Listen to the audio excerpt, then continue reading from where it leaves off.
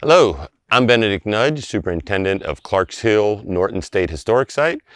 Thanks for joining us at our overlook, which is the exact location that Captain William Clark stood on June 2nd, 1804, just a little over 220 years ago. The 13.4 acres that make up Clarks Hill Norton State Historic Site was donated to the Department of Natural Resources in 2002 by William and Carol Norton and their family.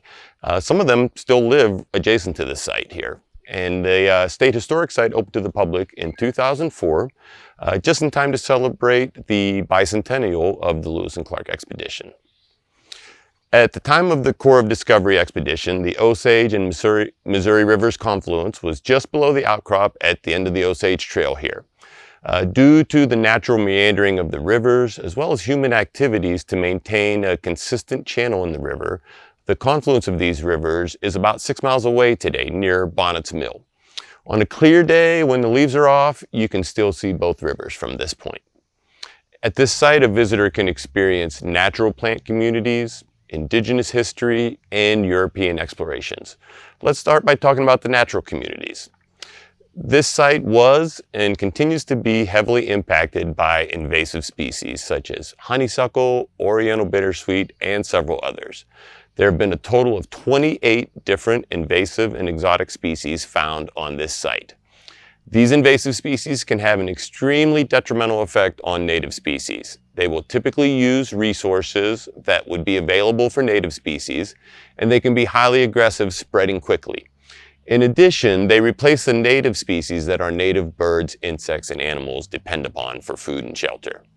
We have a dedicated team of volunteers that visit the site several times a month and conduct activities such as cleaning the wayside signs, trail maintenance, and perhaps most importantly, removing invasive plant species. We are seeing the benefits of all of this effort. About 20 years ago, the site was surveyed, and the survey found about 40 native plant species present. Just in the last 6 years, volunteers have been working on steadily removing the invasive species, and in the last count of native plant species, we counted over 160 native plant species, which is 4 times as many as was recorded 20 years ago. One of these native plant species is the amethyst shooting star, which is a Missouri species of conservation concern. It's very uncommon in Missouri. This site is also host to numerous native animal species, including several varieties of snakes, turtles, birds and mammals such as white-tailed deer, red fox, skunks, rabbits, and many others. This site is also very significant for native communities of people. In addition to the Osage Nation, who claim it as ancestral territory, the site was used by people from the late woodland period. And then I just want to remind everybody, and this goes for all Missouri state parks and historic sites, that collecting or removing any plants, animals, rocks, down timber, artifacts, or relics in Missouri state parks and historic sites is strictly prohibited without written permission from the state park director. The only exception to this is the collection of a small amount of edible plants for personal consumption. And please refer to the laws and regulations available at moststateparks.com for more information.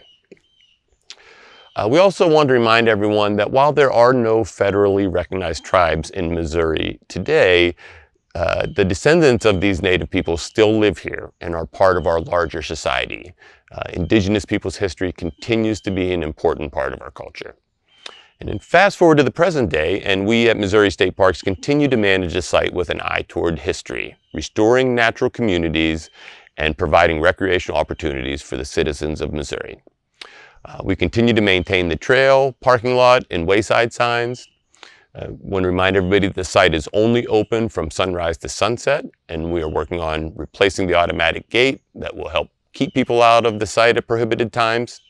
The parking lot surface will be improved, brush piles burned in the near future, and we continue to look at ways to improve the erosion issues on the trail, but are very limited in performing reroutes due to the abundant presence of natural and cultural resources. I want to thank everybody for attending our virtual public meeting presentation. It would be great if you would share this link with your family and friends. If you have any questions focusing on operations at Clarks Hill Norton State Historic Site, please feel free to call us at the Rockbridge Memorial State Park office, which is 573-449-7402.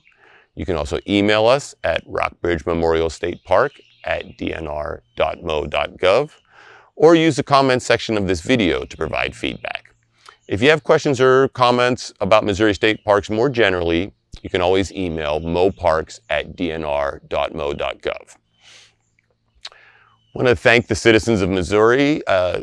It's due to them that our state parks and historic sites are supported by 1/2% of the parks, soils, and water sales tax.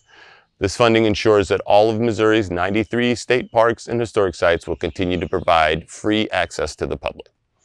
Thanks, and remember, you are always welcome in Missouri State Parks.